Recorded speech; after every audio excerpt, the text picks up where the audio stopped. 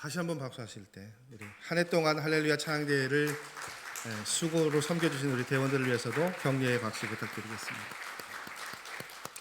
이 박수는 오롯이 찬양대를 위한 박수입니다. 한 해 동안 너무나도 하나님을 찬양하는 일들에 수고하신 그 헌신 하나님께서 기억하여 주실 줄 믿습니다. 고백처럼 우리 평생의 삶이 하나님에게 은혜를 올려드리는 또 뭐였습니까? 예배하는 삶, 하늘에 속한 삶. 우리 모든 성도님들의 같은 고백이시기를 원합니다. 2025년 12월의 마지막 주일입니다. 이 주일 여기까지 인도해 주신 하나님의 은혜에 감사드리면서 말씀의 자리로 나아가기를 원합니다. 앞뒤 좌우를 보시고 한번 인사하시죠. 사랑합니다. 축복합니다. 인사하시겠습니다. 한 번 더 인사하실 때 이렇게 인사하시겠습니다. 나는 은혜의 사람입니다. 여러분, 이 고백이 정말로 한 해를 마무리하면서 우리의 마음을 통해서 하나님께 들려지는 진심 어린 고백이기를 원합니다. 고백하신 제목으로 하나님의 말씀 함께 나누기를 원합니다. 나는 은혜의 사람입니다. 목사가 하라고 하니까 이제 인사는 하셨는데 진짜로 여러분 한번 생각해 보십시오. 어떠셨습니까? 2025년 은혜로 살아오신 삶이었다. 은혜 가운데 거하는 삶을 사셨다. 그렇게 자신 있게 말씀하실 수 있으십니까? 그래도 아멘 소리가 많이 나와서 감사합니다. 연이은 질문을 한번 드려볼까요? 나는 스스로 한번 생각해 보십시오. 나는 하나님의 은혜 속에서 은혜의 삶을 살고 있는 은혜의 사람이다. 어떠십니까, 여러분? 고생 감사합니다. 예라고 대답해 주셔서. 한 해를 마무리하면서 그런 생각이 들더라고요. 저와 여러분 구원받은 하나님의 백성이잖아요. 구원을 받은 하나님의 사람이라면 마땅히 이런 고백이 일어나야 되고요. 이런 삶을 살아야 되는 것이지 않을까 그런 생각을 해보게 됩니다. 그렇게 우리가 하나님의 은혜 가운데 은혜 속에서 은혜의 삶을 살고 있는 은혜의 사람이라고 생각하신다면 마지막으로 한번 여쭤볼게요, 여러분. 여러분은요, 여러분의 능력과 가치와 존재가 크다고 생각하십니까? 작다고 생각하십니까? 애매하시죠? 크다고 해야 될 것 같은데 하나님께서 지으신 존재인데 또 어떻게 생각해 보면 작다고 얘기해야 될 것 같기도 하고. 왜 이 질문을 드리는가 하면 적어도 하나님 앞에서는요, 우리가 작고 우리의 가치나 능력이 하나님 앞에서는 한없이 무력하고 보잘것없다고 생각할 수 있어야 우리가 어떤 사람이 될 수 있느냐? 은혜의 사람이 될 수 있습니다. 은혜 받은 사람이라면 여러분 내 목소리가 커질 수가 없고요. 내 자세가 교만해질 수가 없어요. 적어도 하나님 앞에서는 늘 어떻게 해요? 낮아지고 겸손한 자세로 하나님을 높이고 찬양할 수 있어야 됩니다. 흔히 그 미괄식 두괄식이라고 하죠. 오늘 설교는 두괄식이에요, 여러분. 이미 결론이 났습니다. 오늘 제가 한 20여 분 여러분과 말씀을 나누고 말씀의 끝을 맺을 때 역시 결론은 뭐겠습니까, 여러분? 우리가 한없이 하나님 앞에서 낮아지고 작아질 때 우리는 어떻게 해요? 하나님 주시는 은혜를 경험하는 삶이 될 수 있을 것이다. 그것을 오늘 말씀이 우리에게 전해주고 있어요. 사도 바울의 고백을 통해서 그렇게 이야기하고 있습니다. 고린도 후서의 말씀을 함께 읽었습니다. 사도 바울이 쓴 책이죠. 사도 바울을 평가하는 여러 가지 수식어 가운데 이런 수식어가 있더라고요. 은혜의 삶을 살았던 가장 대표적인 인물이다. 사도 바울에 대한 평가가 이런 평가가 있습니다. 사도 바울은 은혜를 신학적으로 정립했고 또 복음적으로 은혜의 의미를 해석해준 대단히 소중한 성경에 나타난 은혜의 사람이다. 사도 바울을 그렇게 평가하더군요. 은혜의 사람이라고요. 은혜라는 단어를 그냥 남발하는 것이 아니라 그것이 어떻게 나왔고 어떻게 고백되어졌고 하나님께서 원하시는 삶의 모습이 은혜로부터 비롯되어진다라고 말한 사람이 바로 이 사도 바울인 것 같아요. 그래서 사도 바울의 그 많은 복음서들, 사도 바울이 쓴 그 서신들, 또 여러 가지 책들을 보면 율법과의 관계에서 율법자들과 이야기할 때 사도 바울은 늘 뭐라고 이야기합니까? 오직 우리는 무엇으로 구원받았다고요? 은혜로 구원받았다고요. 오직 은혜, 거저 주시는 하나님의 은혜, 믿음, 긍휼로 구원받는 것이다라고요. 그래서 사도 바울은 구원은 은혜로부터 얻는 것이다라고 그렇게 그의 이야기들, 그의 서신서들에서 시종일관 이야기하고 있습니다. 그래서 여러분, 바울의 서신서를 읽으면요, 우리가 자칫 그냥 아무런 생각 없이 읽으면 굉장히 한쪽으로 치우친 것처럼 그렇게 여겨질 때도 있잖아요. 어떤 겁니까? 사도 바울의 이야기는요, 그냥 직관적으로 보면 그런 것 같아요. 외식적인 거 필요 없고, 형식 필요 없고, 업적 필요 없고, 그냥 중요한 게 뭐다? 내 마음이다. 내 마음속에, 영적인 내 마음속에 뭐가 있다? 은혜가 있다. 그렇게 사도 바울은 이야기하고 있습니다. 그리고 사도 바울은 은혜의 중심적인 세계관도 이야기했다고 해요. 은혜 받은 사람, 구원 받은 사람, 은혜의 참 뜻을 아는 사람은요, 모든 것을 은혜로 볼 수 있고 모든 것을 은혜로 받아들일 수 있고, 그래서 은혜의 사람이 되는 것이다.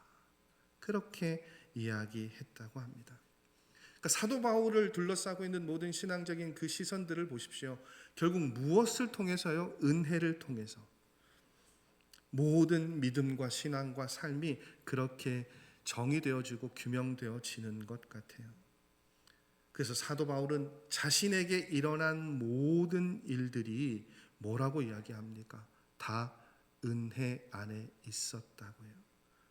그래서 사실은 오늘 말씀도 그렇고 은혜에 관한 사도 바울의 이야기를 보면 결국 사도 바울이 뭘 이야기하는 겁니까? 내가 나 된 것은 우리 모든 존재 자체가 뭐라고요? 은혜라고요. 모든 것을 어떻게 해요? 은혜로 받아들이고 은혜로 해석하고 은혜로 이해할 수 있어야 된다라고 이야기하고 있습니다. 그래서 사도 바울이 갈라디아서 1장 말씀에 보면 자기가 길리기아 다소에서 태어났다는 그 사실부터 뭐라고요? 하나님의 은혜였다라고 이야기하고 있는 것을 우리가 확인할 수 있죠. 하나님의 놀라우신 은혜로 내가 하나님을 선택한 것이 아니라 하나님께서 나를 선택하셔서 내가 어떻게 해요? 이렇게 되어질 수 있었다라고 이야기하고 있습니다. 그 하나님의 은혜 때문에 사도 바울이 어떻게 해요? 지금 이렇게 하나님의 일들을 할 수 있었다라고 고백하는 이야기가 오늘 말씀에도 나타나고 있는 것을 볼 수 있죠. 그렇게 은혜를 중요시하고 사모하는 사도 바울이니까요, 사도 바울이 은혜에 대해서 표현하면서 아주 특별하게 자주 반복했던 은혜에 대한 표현이 있습니다. 여러분, 어떤 표현인 줄 아세요? 별다를 것 없는 표현 같겠지만 사도 바울이 이 표현을 굉장히 독특하게 많이 사용했다고 해요. 어떤 표현인가 하면 내게 주신 은혜요. 그 표현들을 사도 바울이 참 많이 사용했다고 합니다. 내게 주신 은혜, 하나님께서 내게 주신 은혜. 여러분, 한 해를 살아오시면서 여러분 가운데 그러한 것들이 쌓여지고 고백되어지는 이 아침이셨으면 좋겠어요. 다른 사람들은 몰라도요, 나만 아는 클 수도 있고 작을 수도 있는 하나님께서 베풀어 주신 은혜 있죠. 그 은혜들, 내게 주신 은혜, 그 은혜의 결과로 내가 지금 오늘 여기 이렇게 서 있을 수 있습니다. 그렇게 고백하실 수 있는 여러분의 이 아침의 시간이시기를 원합니다. 사도 바울이 말하는 내게 주신 큰 은혜, 내게 주신 은혜, 나만이 아는 은혜 뭐가 있겠습니까? 오늘 말씀에도 언급되어져 있지만 사도 바울은 굉장히 특별한 일들을 많이 경험했잖아요. 다른 사람들이 할 수 없는 대단한 사역도 했죠. 또 계시도 특별하게 받았죠. 하나님께서 준 계시를 받고 3층 천에 올라가기도 했죠. 많은 능력을 행사하기도 했죠. 자기만이 갖고 있는 그런 특별한 은혜들이 있었어요. 여러분이 얼마나 대단한 것입니까? 여러분 이런 것 있으면 신나지 않으시겠어요? 저는 요즘에는 참 그런 일들이 그런 고백들을 참 듣기가 어려운데 부교육자 때 그런 경우들이 좀 종종 있어요. 신방하러 가서 기도하면 그런 이야기가 들리죠. 한 일주일쯤 뒤에 목사님 제가 한 10여 년째 불면증 때문에 우울증 때문에 약을 먹고 치료를 해도 잘 낫지가 않았는데 목사님 신방 오시고 기도하시고 제가 다 나았어요. 한 분 아멘하셨습니다. 그리고 일주일 뒤에 교회에다가 감사헌금 내시는 거예요. 와, 그러면 여러분 제가 어떻게 됐겠습니까? 말씀은 안 해도 제가 그때는요 담임 목사님 앞에서도 얼굴을 이렇게 치켜들고 서 있었다니까요.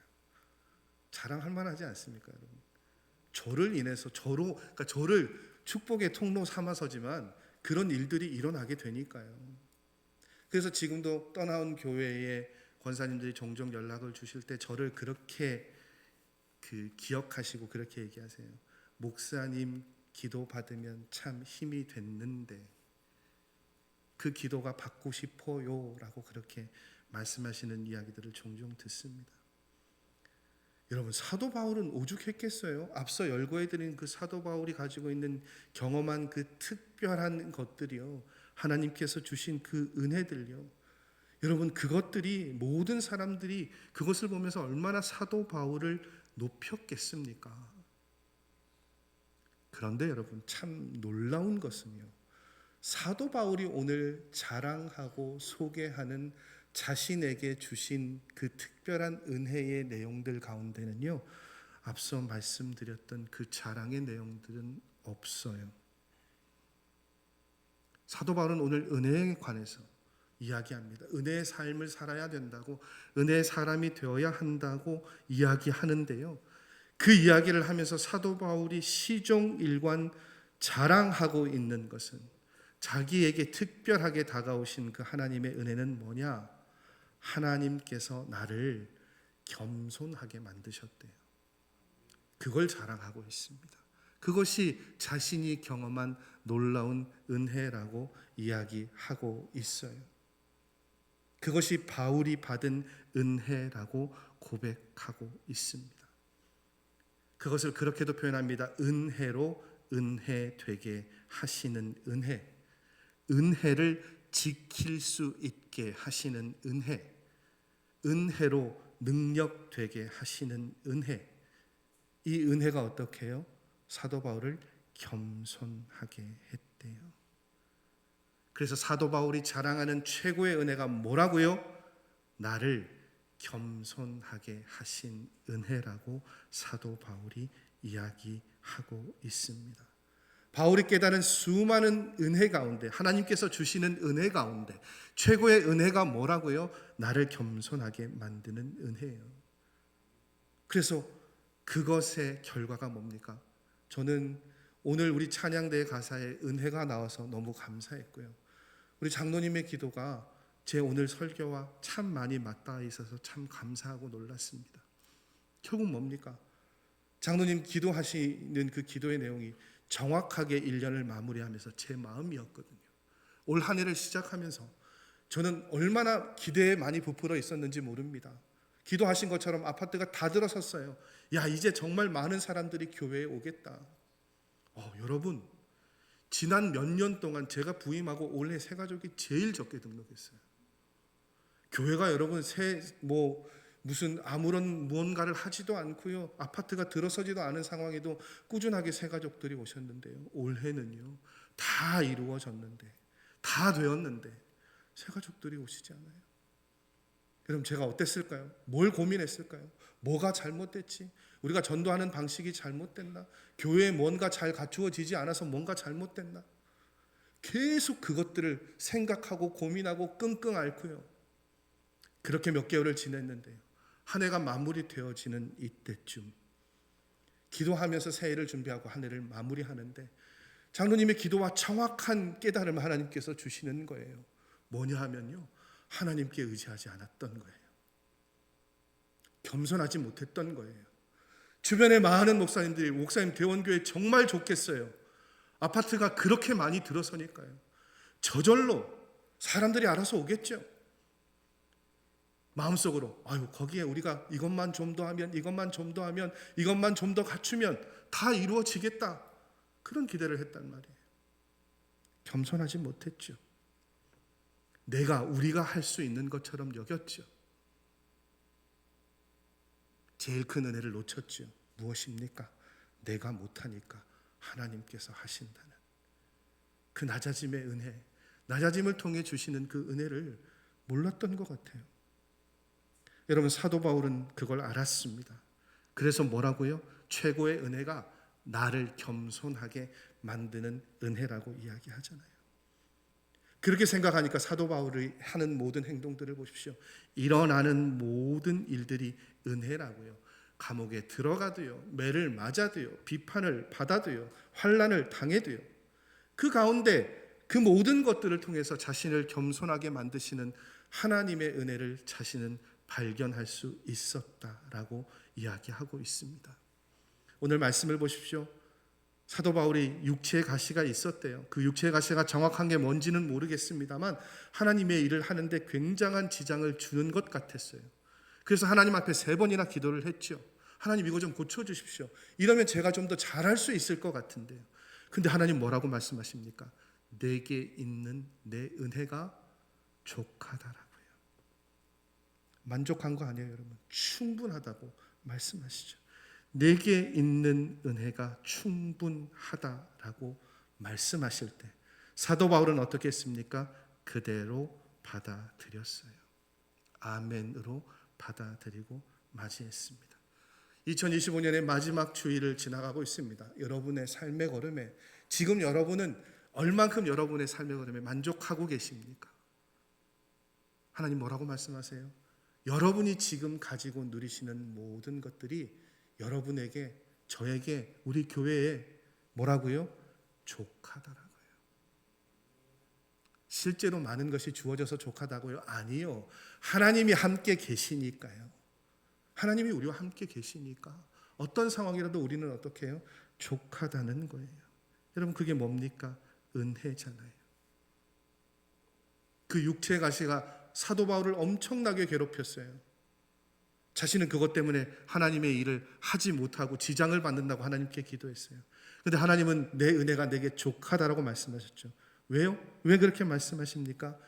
그것 때문에 사도 바울이 겸손할 수 있었잖아요. 그것으로 족하다는 거예요. 자신을 자랑할 수 없으니 족하다는 거예요. 여러분 하나님께서 사도 바울의 기도를 들어주시지 않으셨습니까? 아니요.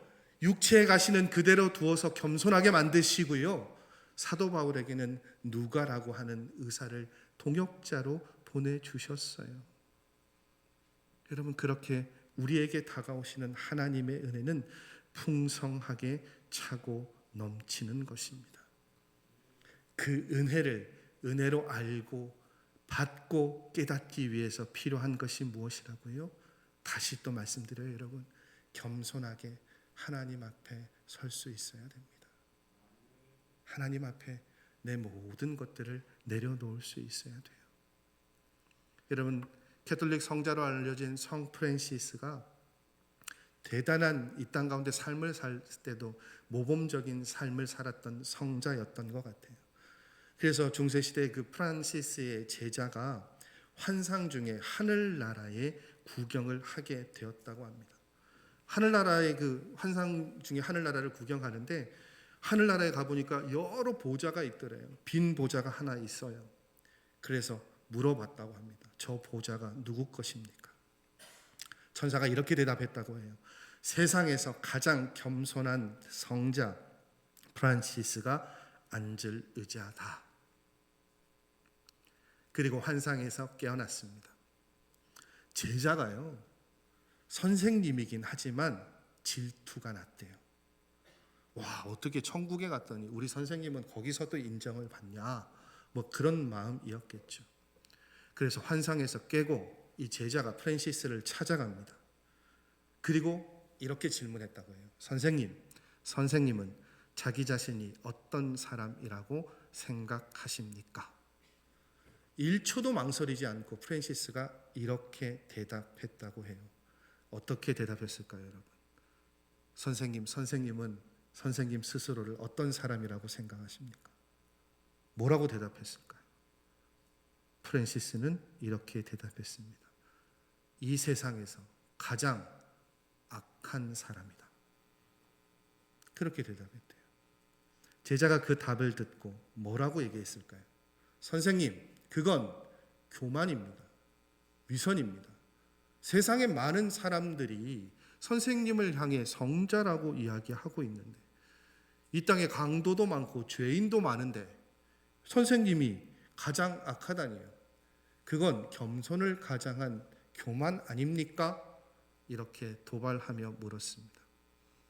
그 제자의 질문에 다시 되돌아간 프랜시스의 대답이 이것입니다. 그건 자네가 나를 몰라서 그래. 내가 사실은 가장 악한 사람이거든.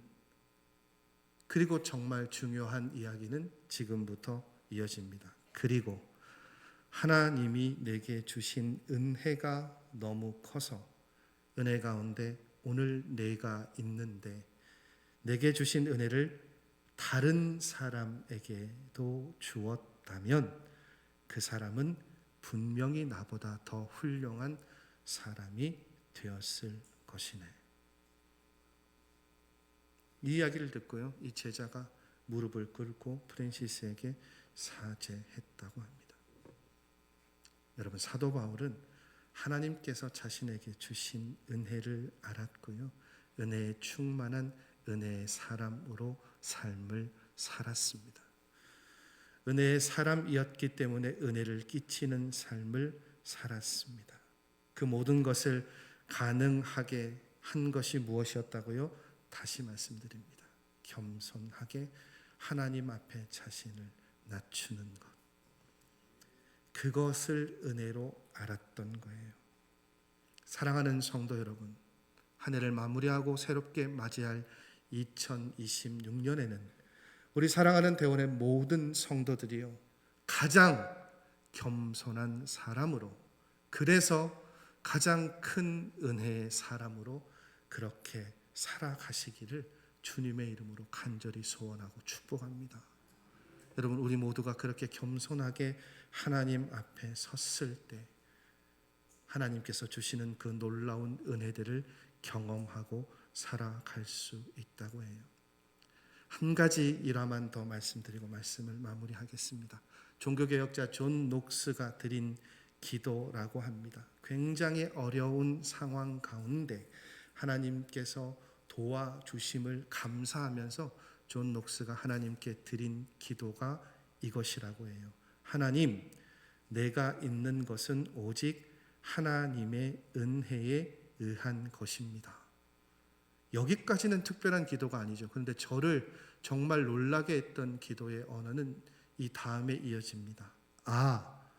아닙니다. 하나님, 내가 있는 것이 아닙니다. 다만 하나님의 은혜가 내 곁에 있는 것입니다. 녹스는 그렇게 기도했다고 합니다. 하나님의 은혜가 내 곁에 있는 삶. 여러분, 저와 여러분의 새로운 한 해의 삶이 그런 삶이기를 원합니다. 내가 있는 것이 아니라요, 하나님의 은혜가 우리의 모든 삶을 이끌어가는 복된 새해를 기대하시고 기도하시고 결단하시고 소원하시는 우리 성도님들의 삶의 걸음이시기를 주님의 이름으로 간절히 소원하고 축복합니다. 기도하시겠습니다. 하나님, 은혜를 감사드립니다. 사도 바울이 자신에게 주어진 많은 은혜 가운데 가장 크고 놀라운 은혜가 자신이 낮아지고 낮아져서 모든 것이 하나님께로부터 온 것임을 고백했던 것 말씀을 통해 봅니다. 하나님, 우리도 그렇게 하나님 은혜 위에 은혜를 더하는 은혜의 사람으로 삶을 살아가기를 원합니다. 그것을 위해 내가 낮아지고 작아지고 낮아지는 해를 살기를 원하오니 하나님, 그렇게 없어지고 작아지고 낮아질 때 하나님의 은혜가 우리 안에 거할 수 있고 하나님의 은혜가 우리 안에 들어와 그 은혜를 누리고 사는 복된 삶을 살 수 있다. 말씀을 통해 우리가 은혜를 사모하는 그 귀한 법들을 배웠사오니 하나님, 새로운 한 해에는 우리 모든 성도들이 그렇게 낮아지게 하여 주시고 자신의 모든 것들을 비우고 사는 삶 살게 하여 주셔서 하나님의 은혜로 살아가는 삶 될 수 있도록 은혜로 동행하여 주시옵소서.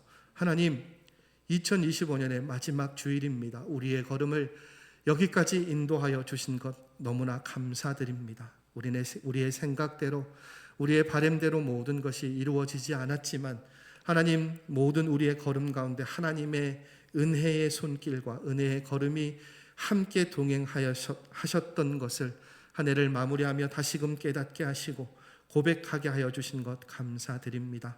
새로운 한 해에는 하나님, 오직 하나님의 은혜 가운데 거하고 머무는 삶 살기를 원하오니, 살아가기를 원하오니 겸손히 하나님의 은혜를 찾고 구할 때 그 은혜로 우리 삶을 뒤덮어 주시옵소서. 모든 말씀 예수 그리스도의 이름으로 기도드립니다. 아멘.